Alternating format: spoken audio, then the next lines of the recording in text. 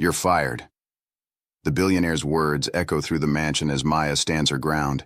His paralyzed son just stood for the first time in 18 months, defying every doctor's prognosis.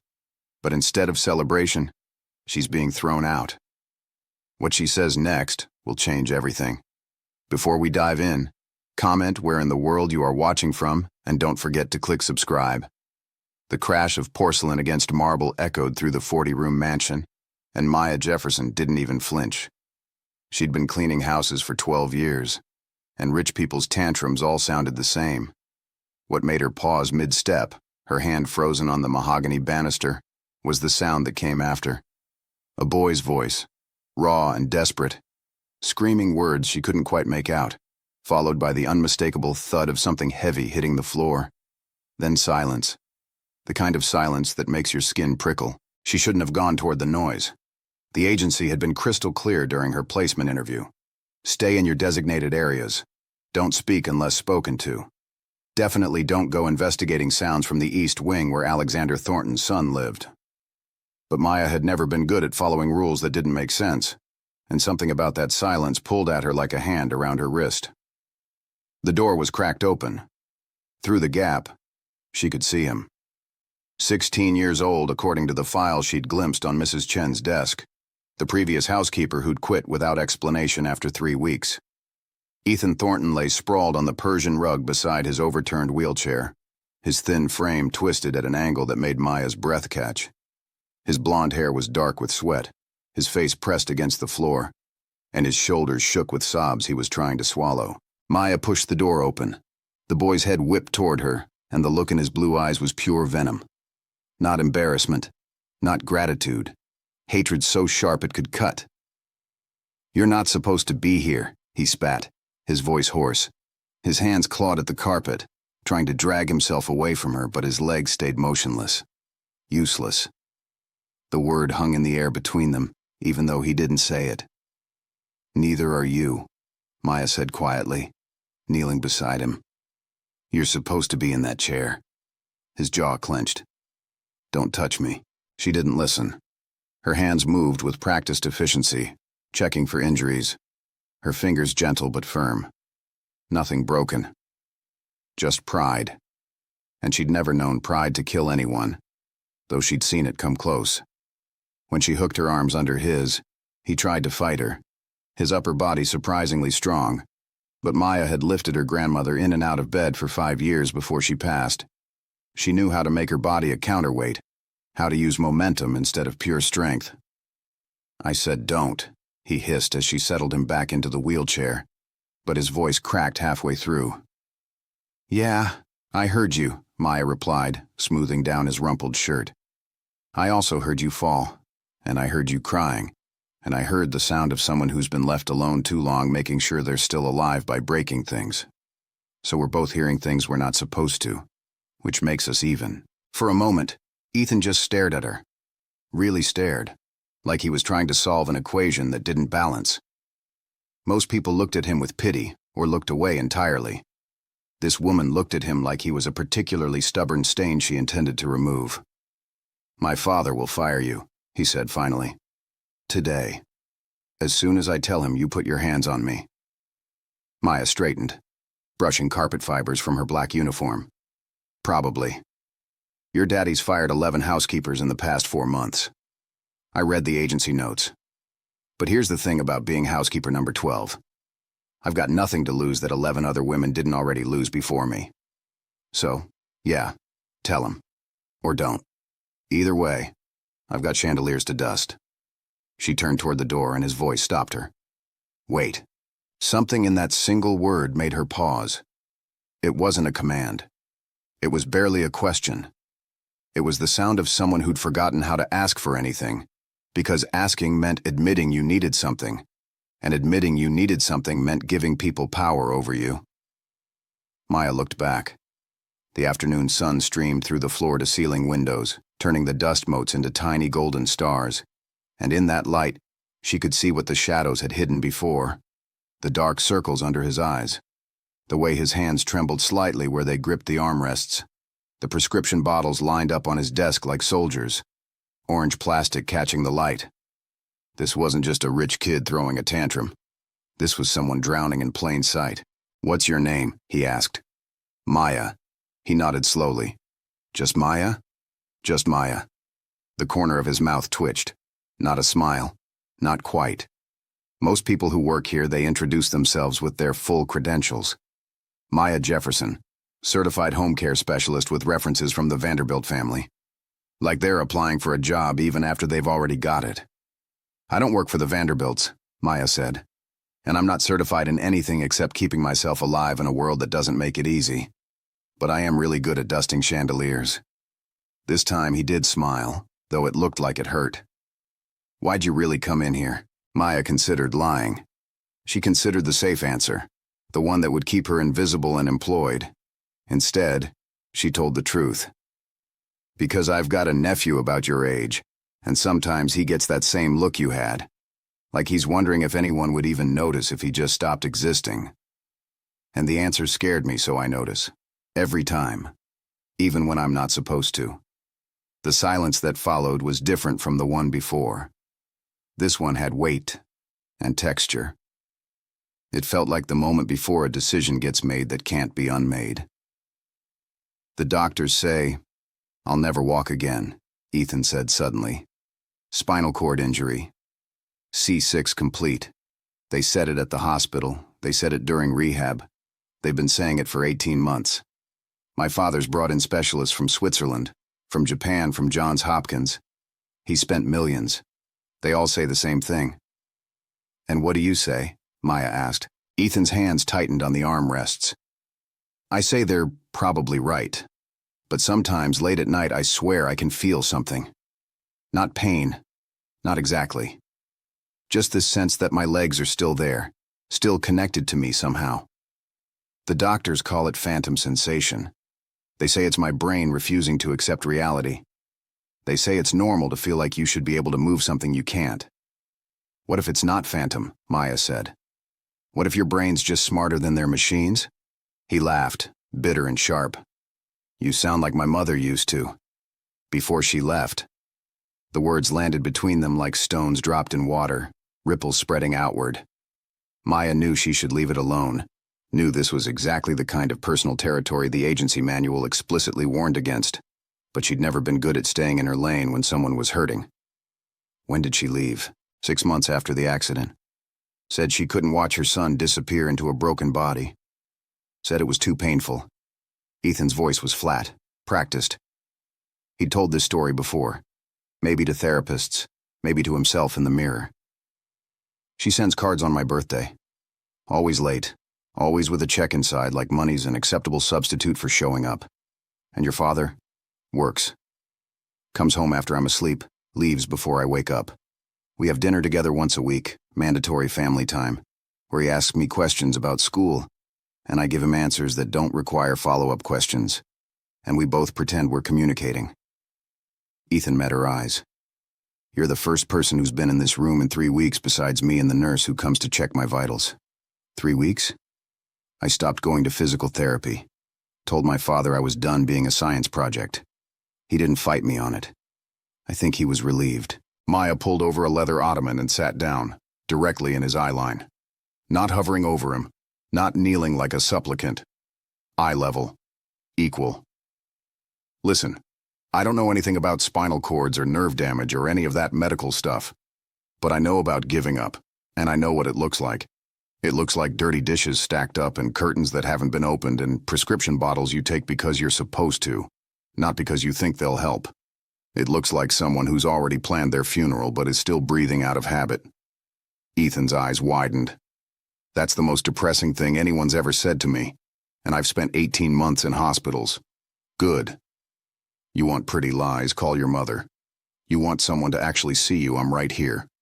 "Why?" he demanded, leaning forward. "Why do you care? You don't know me. You've been here for what? 2 hours. 3 hours and 20 minutes, Maya corrected. And I care because someone cared about me once when they didn't have to.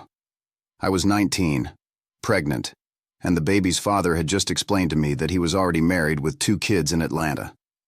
I was standing on a bridge watching the water, doing math in my head about insurance policies and whether my mama would understand. And this woman, this stranger, she just sat down next to me, didn't ask questions, didn't give me a speech. She just said, "Whatever you're planning, can it wait until after Tuesday?" I told her I didn't understand. She said she was hosting a fish fry and she'd made way too much food and she hated eating alone, and would I please come so it didn't go to waste. "Did you go?" Ethan asked quietly. I did. And it was terrible fish, overcooked and overseasoned, but she told me stories about her life for 6 hours straight, all the times she'd almost given up, all the reasons she was glad she didn't. When I left, she hugged me and said, "See you next Tuesday." And I went back. Every Tuesday for 2 years until she passed. Never talked about that bridge again. Just fish fries and terrible jokes and the persistent assumption that I'd be there next week. "What happened to your baby?" Maya smiled. And this time it reached her eyes. "My daughter's 14 now.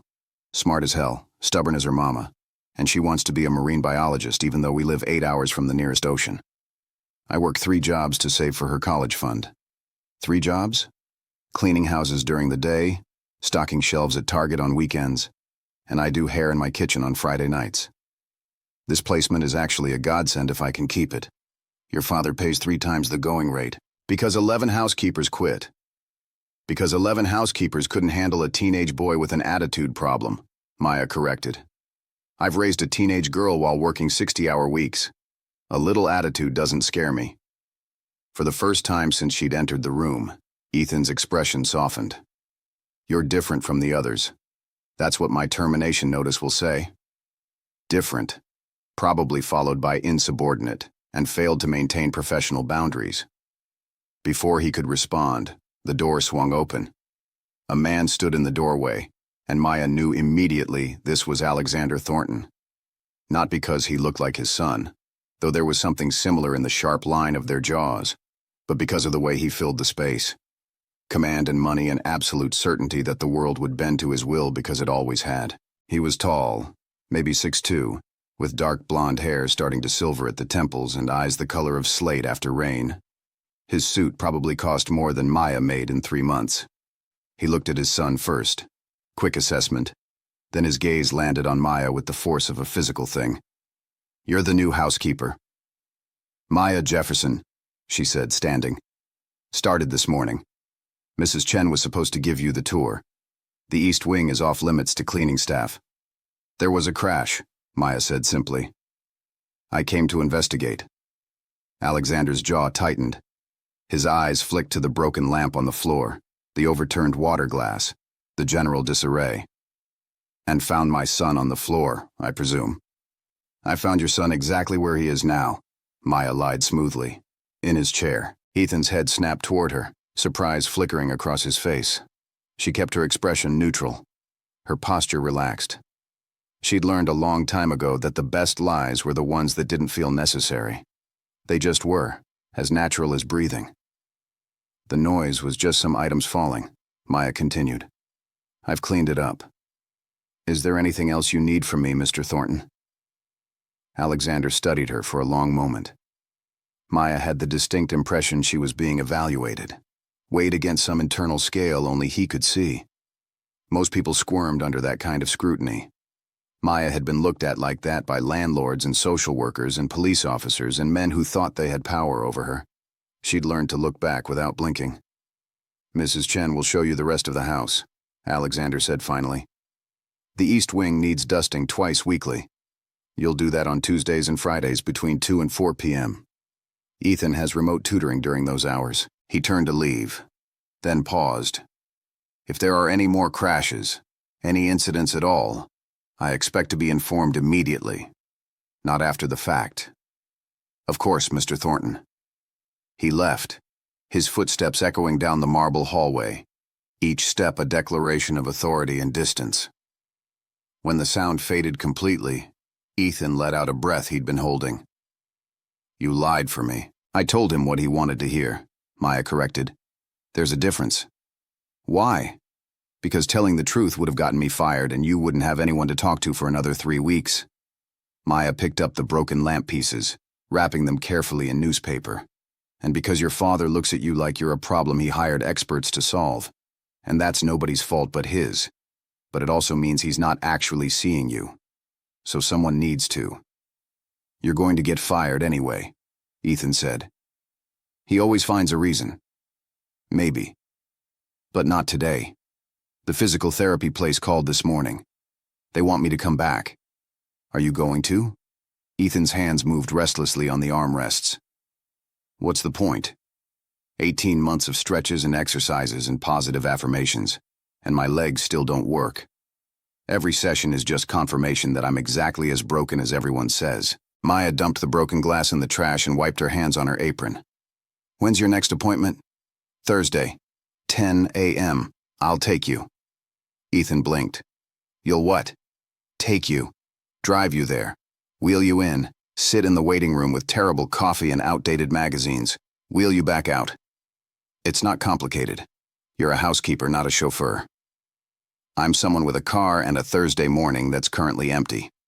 Maya met his eyes. And before you tell me your father would never allow it, remember that he pays me to clean and doesn't pay attention to anything else. As far as he's concerned, I'm invisible. Which means we can use that. Use it for what? For getting you out of this room. For making those doctors look at you and wonder why you're suddenly trying again. For proving to yourself that phantom sensation isn't just your brain lying to you. You think I can walk again? Ethan's voice was careful, like he was testing the words for traps. I think 18 months of giving up bought you exactly what giving up always buys, Maya said. Nothing. I think trying might not work either, but at least then you'll know. And I think that woman on the bridge made terrible fish, not because she was a bad cook, but because the fish wasn't the point. The point was showing up. Consistently. Until showing up became the habit instead of the alternative. The alternative. Ethan's throat worked. You mean suicide? I mean the slow kind where you're still breathing. Maya moved toward the door. I've got chandeliers to dust before they fire me for fraternizing with the master's son. Thursday, 10 a.m. I'll knock on your door at 9:30. You don't have to come, but I'll be there either way. She left before he could respond, pulling the door closed behind her with a soft click. In the hallway, she pressed her back against the wall and let out a slow breath. Her hands were shaking slightly. That conversation had been career suicide, relationship suicide, probably several other kinds of suicide she hadn't even identified yet. But she'd meant every word, and that terrified her more than losing the job. Mrs. Chen appeared at the end of the hallway, her expression disapproving. The East Wing is supposed to be closed during young master's tutoring hours. There was a disturbance, Maya said. I investigated. In the future, call security for disturbances. Of course. Mrs. Chen's eyes narrowed. You won't last a month. You're probably right, Maya agreed pleasantly, but I'll sure make it interesting trying. She spent the rest of the afternoon dusting, polishing, and trying not to think about the look in Ethan's eyes when she'd lied to his father. She'd seen that expression before. In her daughter's face the first time Maya had stood up to a teacher who said Jasmine wasn't college material. It was surprise and gratitude and something else. Hope, maybe. The dangerous kind that makes you believe things might actually change. By 6 p.m., Maya's feet ached and her shoulders burned, but the house gleamed. She was loading her supplies into the service closet when her phone buzzed. Unknown number.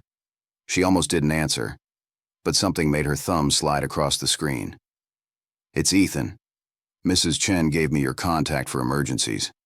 His voice was hesitant. I wanted to say I'll be ready Thursday morning.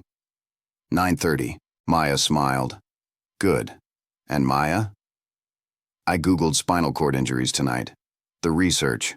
The success rates for recovery after 18 months. Don't, she said sharply. The success rate is less than 1%. Good thing I've never been interested in percentages. Maya switched the phone to her other ear. Thursday. We try. That's all. That's all, he repeated, and she could hear the smile in his voice. It was small and scared, but it was there. She hung up and stared at her phone for a long moment. Somewhere in this mansion, a broken boy was maybe, possibly, potentially believing he might be less broken than everyone told him. And somewhere in South Memphis, her daughter was probably doing homework at the kitchen table, waiting for her mama to come home and make dinner and tell her stories about the rich people's house. Maya had built her whole life on moments like this, small bets on unlikely outcomes, believing when everyone said don't, showing up when showing up was irrational. It had gotten her evicted twice, fired more times than she could count, and left her chronically exhausted. It had also given her Jasmine, who was alive and thriving and determined to study ocean creatures she'd only ever seen in documentaries. Thursday, Maya whispered to herself, packing up her car under the orange glow of the security lights. Just show up Thursday. She drove home through Memphis traffic, her radio playing gospel music that her grandmother used to hum while cooking. The city looked like it always did. Tired, resilient, full of people making impossible choices and hoping they'd lead somewhere better. Maya pulled into her apartment complex, just as the streetlights flickered on. Paint peeled from the building's facade, and two teenagers sat on the steps sharing a cigarette, but the rent was $600 a month, and the neighbors looked out for each other's kids. Inside, Jasmine was exactly where Maya expected her. Kitchen table, textbook open, highlighter in hand. She looked up when the door opened, and her whole face transformed. "Mama, how was the mansion?" "Big," Maya said, kissing the top of her daughter's head. "Really, really big. Did you see the son? The one in the wheelchair?" Maya hesitated. The truth felt too fragile to share yet. "Yeah, baby. I saw him." "Is he nice?" "He's hurting," Maya said, which was both answer and evasion. "Tomorrow I need to add a Thursday morning appointment to the schedule. Can you get yourself to school?" Jasmine rolled her eyes. "I'm 14, not 4. "But where are you going?" "Taking someone to physical therapy." "The mansion boy?" Maya nodded. Jasmine studied her mother with eyes too old for 14. "You've got that look," she said. "That mama's gonna fix it look. The same one you had before you took on Ms. Patterson's landlord and before you made me join the debate team. I don't have a look." "You absolutely have a look." Jasmine closed her textbook. "Just promise me you won't get fired before you've saved enough for my SAT prep class." "I promise to try not to get fired," Maya compromised. "How's that?" "That's as good as I'm gonna get," Jasmine said, but she was smiling. They made dinner together. Boxed pasta with sauce from a jar, garlic bread from the day-old discount rack. While they ate, Jasmine talked about marine biology, about a documentary she'd watched about coral reefs, about her dream of working for NOAA someday. Maya listened and asked questions and didn't mention that NOAA jobs probably required PhDs, and they could barely afford community college. Dreams didn't care about practical. Dreams were the fish fry invitations you said yes to, even when you didn't understand why. That night, after Jasmine went to bed, Maya sat at the kitchen table and pulled out her budget spreadsheet.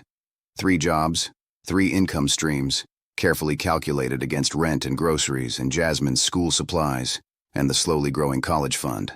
The Thornton position paid well enough that if she could keep it for 6 months, she could quit the Target job and have her weekends back.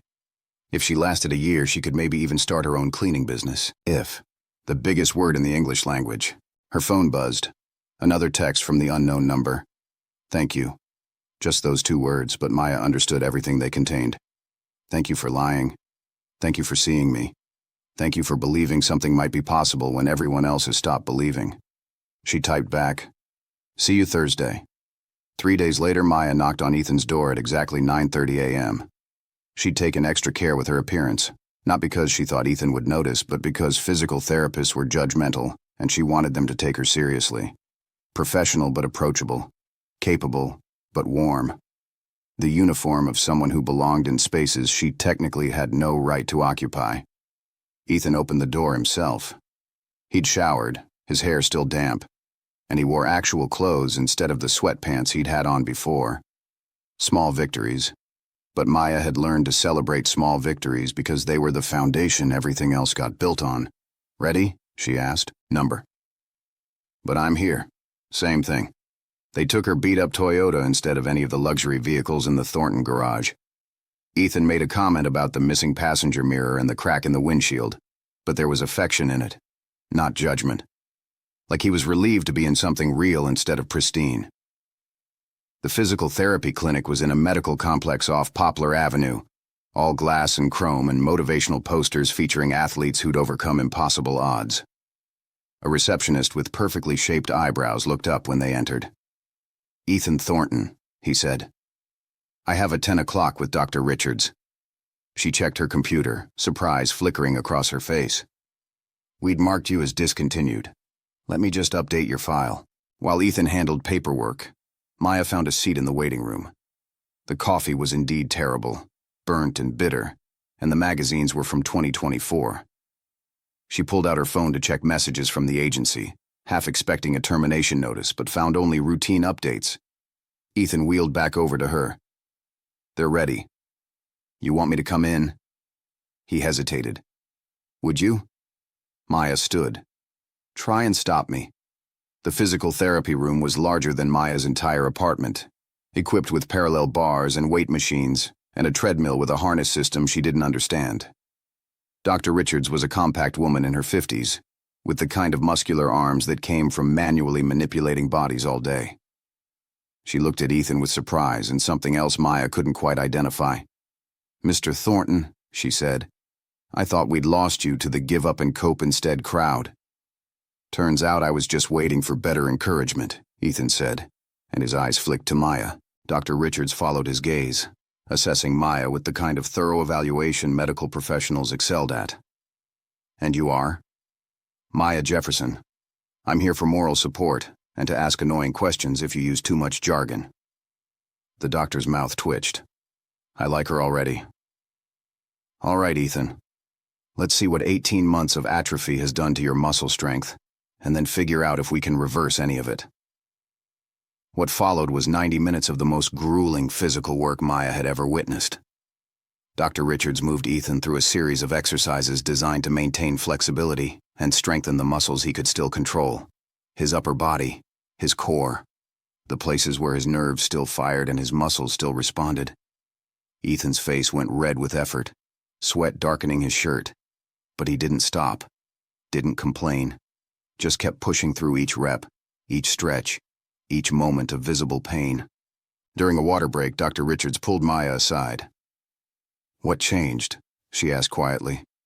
"Maya?" "Number. I mean, yes, obviously. But what actually changed for him?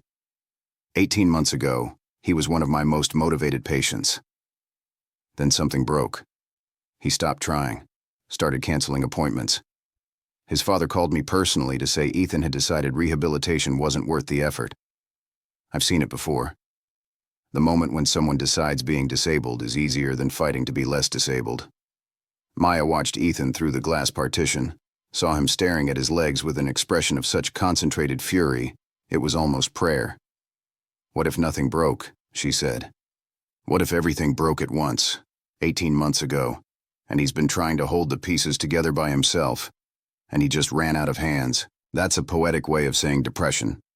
That's a clinical way of saying nobody asked if he was okay. They just asked if he could feel his toes. Dr. Richards' expression softened. "You're right. And I'm part of that system. We focus so much on physical recovery that we forget bodies aren't separate from the people living in them." "Can he walk again?" The doctor's jaw tightened. "Honestly, the odds are infinitesimal. 6 complete spinal cord injuries don't heal. The nerve pathways are severed. No amount of physical therapy will regenerate them. What we can do is maintain function, prevent complications, improve quality of life." "But you didn't say no." "Because I've been doing this for 23 years, and I've seen 3 things I couldn't explain. 3 patients who should have had 0 recovery, who somehow got some back. Not full function, not miracles. Just small improvements that shouldn't have been possible according to everything we understand about neurology. What made them different?" Dr. Richards shrugged. "If I knew that, I'd have a Nobel Prize." But they all had one thing in common. They kept trying when it stopped making sense to try. "Then that's what we'll do," Maya said. "We'll stop making sense." By the time the session ended, Ethan looked like he'd run a marathon. His arms shook when he transferred back into his wheelchair, and his breathing came hard and fast. But his eyes were bright, alive in a way they hadn't been before. "Same time next week?" Dr. Richards asked. Ethan looked at Maya. She nodded. "Same time next week," he confirmed. In the car, Ethan was quiet for a long time. Maya let the silence sit, understanding that some things needed space to be processed. They were halfway back to the mansion when he finally spoke. "I felt something." Maya's hands tightened on the steering wheel. "What kind of something?" "During the core exercises, when Dr. Richards had me do the oblique twists, I swear I felt something in my left leg. Not movement. Not exactly. Just this sense of connection. Like the signal was trying to get through but couldn't quite make it." "Did you tell Dr. Richards?" "Number. Because if I tell her and she explains why it's impossible, then it becomes impossible. Right now it's just something that maybe happened. Hope without evidence. I wanted to keep it." Maya understood that completely. Some hopes were too fragile to expose to professional reality. They needed to live in the space between what is and what might be. "Your secret's safe with me," she said. They pulled up to the mansion just as a black Mercedes was leaving. Through its tinted windows, Maya caught a glimpse of Alexander Thornton, phone pressed to his ear, already deep in whatever crisis demanded his attention. He didn't slow down, didn't acknowledge them, just drove past like they were part of the landscaping. "Does he know you went to therapy today?" Maya asked. "I didn't tell him." Ethan's voice was neutral, but Maya heard the hurt underneath. "He wouldn't have cared if I did. Maybe he cares in the only way he knows how. By paying for everything. Money's not the same as attention? No, it's not. But sometimes people love in the only language they learned, and it's not fair to hate them for not knowing any other words." Ethan considered this. "Do you believe that?" "I believe we're all doing the best we can with what we've got. Some people got more tools than others. Your father's got money, but maybe not emotional availability. My daughter's got dreams, but not resources. We all make it work somehow." They sat in the car for another moment, neither quite ready to return to the house where Ethan would be alone again and Maya would be invisible again. "Thursday next week?" Ethan asked. "Every Thursday," Maya confirmed. "Until you're walking or until they fire me for helping you. Whichever comes first. And if I never walk, then at least you'll have worked those arms hard enough to enter a wheelchair marathon. I hear those get pretty competitive." He laughed, genuine and surprised. "You're insane. You're just figuring that out now?" Maya helped him back inside, made sure he was settled in his room, and went back to her assigned duties. Dusting, polishing, organizing. The invisible work that kept mansions running smoothly. But something had shifted. The house felt different now. Or maybe she felt different in it. Mrs. Chen found her in the library, running a feather duster over leather-bound books nobody read. "You took young master to physical therapy." It wasn't a question. "I did," Maya confirmed. "That's not part of your job description. He needed someone to go with him. I had the time." Mrs. Chen's expression was unreadable. "Mr. Thornton has very specific rules about staff interactions with his son. No personal relationships, no emotional involvement. Professional distance at all times." "Then I guess I'm breaking the rules," Maya said simply. "If he wants to fire me for that, he knows where to find me." "You understand nothing about this family. I understand a 16-year-old boy who's been left to figure out his broken body by himself while his father hides in work, and his mother sends checks from wherever she's pretending he doesn't exist." Maya put down the duster and met Mrs. Chen's eyes. "And I understand that 11 housekeepers followed all the rules, maintained all the professional distance, and that boy got lonelier and sicker and more hopeless. So maybe the rules aren't working." Mrs. Chen was quiet for a long time. Finally, she said, "There are things you don't know. About this family. About what happened. Then tell me." But the older woman just shook her head. "Just be careful. When powerful men feel out of control, they control what they can. And you're something they can control." Maya thought about Mrs. Chen's warning all evening, but it didn't stop her from showing up the following Thursday at 9:30 sharp. Or the Thursday after that. Or the 12 Thursdays that followed. Every week, Ethan pushed himself harder in physical therapy. Every week, Maya sat in that waiting room with terrible coffee and outdated magazines. Every week, they drove back in her beat-up Toyota and talked about everything except the one thing that mattered most, whether any of this was working. But something was happening. Maya could see it in the way Ethan held himself now, shoulders back instead of hunched forward in defeat. She could hear it in his voice when he called her phone late at night, not because of an emergency, but because he'd read something funny, or thought of a question he wanted to ask. She could feel it in the way the mansion itself seemed less oppressive, like hope was a physical force that could lighten the weight of marble and crystal. It was on their 16th Thursday, 3 months after that first trip to therapy, that everything changed. Maya was in her usual spot in the waiting room when Dr. Richards appeared in the doorway, her face carefully neutral in that way medical professionals have when they're trying not to show emotion. "Miss Jefferson, could you come in here, please?" Maya's heart dropped. Something had happened. Ethan had pushed too hard, injured himself, and this whole impossible experiment was about to end the way everyone had predicted it would. She followed Dr. Richards down the hallway, her mind already calculating. Could she afford the emergency room bills if he needed medical attention? Would Alexander Thornton blame her? Would she lose not just this job but her entire cleaning career? But when she entered the therapy room, Ethan wasn't hurt. He was standing. Not in the harness system that held him upright during treadmill exercises. Just standing. His hands gripped the parallel bars so hard his knuckles had gone white, his whole body trembling with effort. But his feet were flat on the ground and his legs were holding his weight. "Maya," he said, and his voice shook worse than his legs. "Maya, I'm standing." She couldn't move, couldn't breathe, couldn't process what she was seeing because it was impossible. 6 complete spinal cord injuries don't heal. Dr. Richards had said it. Every medical journal said it. The odds were less than 1%. You don't beat odds like that through stubbornness and Thursday morning appointments. "It's not full weight bearing," Dr. Richards said quietly. "He's using his arms for significant support, but there's neural activity where there shouldn't be. Muscle response in his quadriceps and calves. It's minimal, but it's there.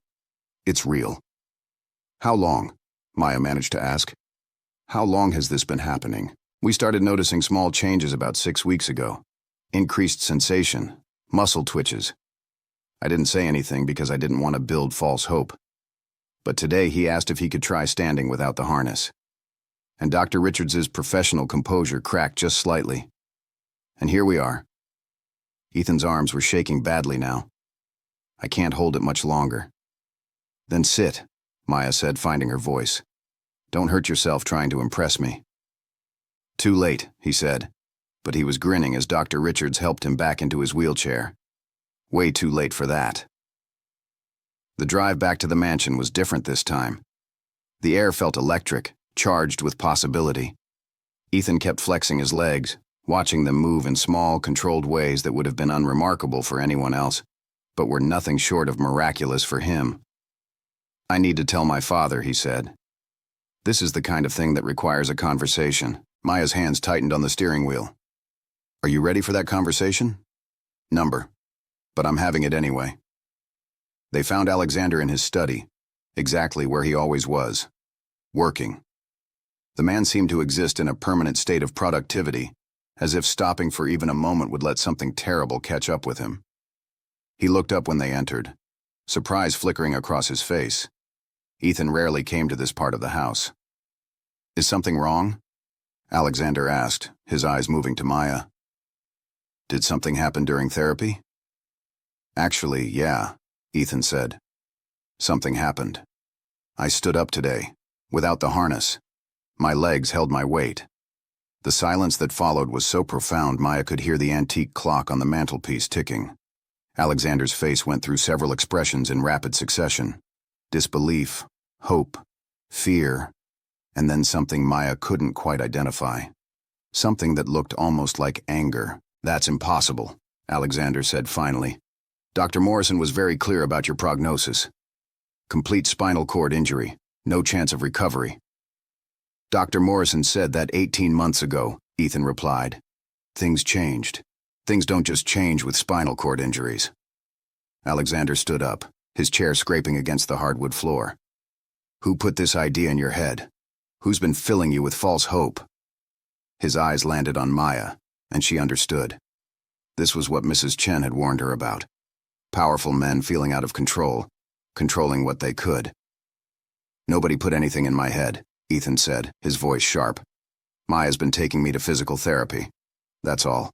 Dr. Richards documented everything. The increased nerve response, the muscle activation, the objective measurements of improvement. This isn't false hope. It's real." "You're fired," Alexander said, looking at Maya. Effective immediately. Maya should have seen it coming. But standing there, watching Alexander's face close off into corporate efficiency, watching Ethan's hope drain away into resignation, she felt something inside her snap. "Fine," she said. "I'll pack my things. But before I go, I want you to know something. Your son was dying in this house. Not physically, but dying nonetheless. I've seen that kind of dying before. It's slow and quiet, and it happens in expensive rooms with people who love you but don't know how to show it. And if I hadn't broken your rules, your son would still be sitting in his room counting down the days until he had the courage to do something permanent about his pain." She turned to Ethan. "I'm proud of you. Every Thursday, every exercise, every moment you kept trying when it would have been easier to give up. You did that." Then she walked out. Made it all the way to her car before her hands started shaking. She'd just lost her best-paying job defending a boy who wasn't her son, wasn't her responsibility, wasn't anything except someone who'd needed her when everyone else had given up. Her phone rang before she made it home. Unknown number, but she knew Ethan's call pattern. "He wants to see you," Ethan said. "Tomorrow, 10 a.m., his office." Maya wore her best interview outfit to the meeting. Mrs. Chen let her in without a word, but there was something in the older woman's expression that might have been approval. Alexander's office was exactly what Maya expected. Leather and dark wood and diplomas from expensive universities. The man himself looked like he hadn't slept. "I spoke with Dr. Richards yesterday," Alexander began. "She sent me Ethan's complete medical file. The improvement is documented. Real. Inexplicable. But real." Maya said nothing. "I'm offering you a position. Not as a housekeeper, as Ethan's companion and advocate. You'd continue taking him to physical therapy, assist with his exercises at home, help coordinate his care. The salary would be triple what you were making. Full benefits." "Why?" Maya asked. "Because my son is standing for the first time in 18 months. And you're the reason why. Because I've spent millions on medical care, and the only thing that actually helped was a woman who showed up consistently and believed in him when belief seemed irrational." "I have a daughter," Maya said. "She's 14. My schedule needs to accommodate her. Bring her here. The position includes an education fund. For your daughter, full tuition, room and board, whatever she needs." Maya accepted, and everything changed. The months that followed transformed everything. Ethan's therapy intensified, his progress documented by amazed doctors. Maya worked alongside him. Alexander began attending sessions, asking questions, being present in ways he hadn't been since the accident. And somewhere in those months, something shifted between Maya and Ethan. The boundaries between caregiver and patient blurred into friendship, then understanding, then something neither could deny. On Ethan's 18th birthday, he took his first steps without support. Unsteady, difficult, but real. Maya cried. Alexander cried. Even Dr. Richards cried. That night, Ethan found Maya in the garden. "I need to tell you something," he said. "I love you," he said simply. "I know it's complicated. I know there are 1,000 reasons it shouldn't work. But I love you. Not because you helped me walk. Because of who you are." Maya should have been responsible. Should have said no.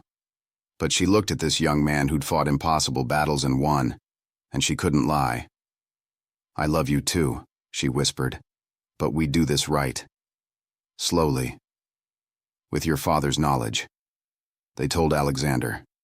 He sat quietly, processing, then said, "You've given me back my son. If this makes him happy, if this is real, then I won't stand in the way." 2 years passed. Ethan finished high school, started college at Stanford. They dated carefully, building something real while he grew into himself. Jasmine thrived with the education fund Alexander provided, attending marine biology camps, dreaming bigger than she'd ever imagined possible. When Ethan turned 20, he proposed. Not in some grand gesture, but on a Thursday morning after physical therapy, in the parking lot where they'd spent so many hours driving toward hope. Maya said yes, without hesitation. They married in the mansion's garden on a perfect spring day. Alexander walked Maya down the aisle, tears streaming down his face, grateful for the woman who'd saved his son and taught him how to be present. Jasmine was maid of honor, stunning in blue, proud of her mother for choosing love despite every complication. Dr. Richards attended, witnessing the impossible love story she'd helped create through her willingness to believe in unexplainable recovery. A year later, their son was born. Isaiah. 7 pounds 6 ounces of absolute perfection, with his father's blue eyes and his mother's determined chin. Alexander held his grandson for the first time and wept. "This," he said, his voice breaking. "This is what I almost missed by being too afraid to be present." "You didn't miss it," Maya said gently. "You're here now. That's what matters." The years that followed were everything impossible made real. Ethan's assistive device company became a global leader, not just in technology, but in philosophy, built on the foundation that limitations were often just failures of imagination. Maya opened her own physical therapy practice, taking on the cases everyone else called hopeless, believing in people until they could believe in themselves. Jasmine earned her PhD in marine biology, leading groundbreaking research in coral reef restoration, crediting her mother's Thursday morning philosophy in every speech she gave. Alexander transformed into the grandfather he'd never known how to be a father, present and loving, and finally understanding that showing up mattered more than providing. Isaiah grew up surrounded by love and the persistent family belief that impossible was just another word for not yet tried. He learned to walk in the same therapy room where his father had relearned, a full circle that made everyone cry. He learned about persistence from his mother, hope from his father, presence from his grandfather, and determination from his Aunt Jasmine. On their 10th wedding anniversary, Ethan gave Maya a leather-bound book he'd been writing for years.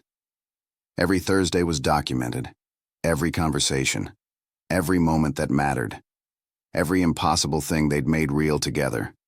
On the last page, he'd written simply, "Thank you for every Thursday. Thank you for showing up. Thank you for believing in impossible things until they became real. Thank you for loving me when I couldn't love myself. Thank you for this life we built together. One stubborn Thursday at a time." Maya read it through tears, remembering the woman she'd been. Tired, scared, working 3 jobs, standing in that mansion hallway hearing a boy cry and making the choice to walk through a door instead of away from it. She looked at her husband, this man who'd been broken but refused to stay that way, at her grandson playing with his grandfather in the garden, at her daughter on video call from a research vessel, changing the world one coral reef at a time, at the life they'd built from nothing but stubbornness and Thursday mornings, and refusing to accept impossible as a final answer. That night, after Isaiah was asleep, Maya and Ethan sat on their balcony watching the Memphis stars, the same stars that had watched every Thursday, every victory, every moment of their unlikely love story. "If you could go back," Ethan asked softly, "to that first day when you heard me fall, would you still walk through that door, knowing everything it would cost, everything it would mean?" Maya didn't hesitate. "Every time, every Thursday, every moment. I'd choose you every time, even knowing how impossible it seemed." "Especially knowing how impossible it seemed," Maya said, "because the best things in life are impossible until someone's stubborn enough to make them real." "We built something beautiful," Ethan said, pulling her close. "We did," Maya agreed, from broken pieces and Thursday mornings and refusing to give up. "We built something impossible and real in ours.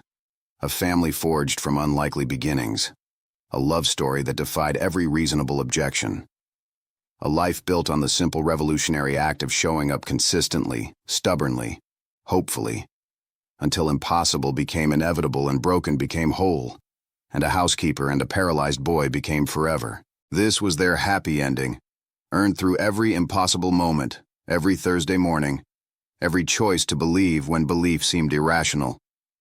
This was what happened when someone refused to walk away, when love trumped practicality, when hope became action, when showing up transformed into showing love. Every Thursday, Maya whispered. Every single day, Ethan corrected, kissing her. And they meant it. Their story proved that broken things could heal, that love could triumph over impossibility, that family came in unexpected forms, and that the best endings were the ones you fought for with everything you had. This was there forever, and it was beautiful.